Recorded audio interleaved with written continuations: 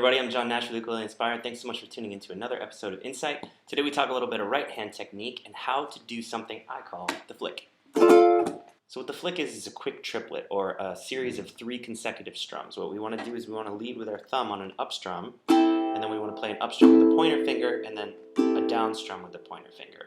Once you've worked out the basic mechanics of the strum, you want to try to turn it into one smooth movement. How I like to think about this is making a little bit of a relaxed L shape with my hand, and then I want to try to turn my up strum into just one movement, except I'm using 2 fingers.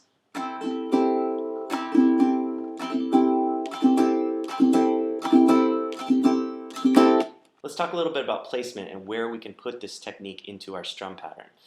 Be sure to check out this other Insight video in order to learn a little bit more about rhythm and how it functions on the ukulele. Where I like to place the flick is as a lead-in into the downbeat of whatever measure we're going into.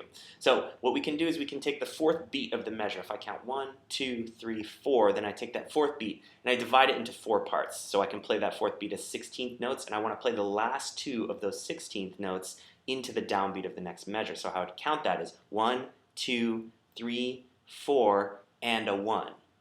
Let's practice that by playing all down strums on quarter notes, and then on the 4th beat we want to play the and of 4 into the downbeat of the next measure. So we want to play 1, 2, 3, 4, and a 1, 2, 3, 4, and a 1, 2, 3, 4, and a 1. Once you feel comfortable with that, you can play 8th notes and then do the flick into the downbeat of the next measure. 1 and 2 and 3 and 4 and a 1 and 2 and 3 and 4 and a 1. Next thing is to put it into a strum pattern you know. We'll use the calypso strum here. It sounds really great changing in between different chords.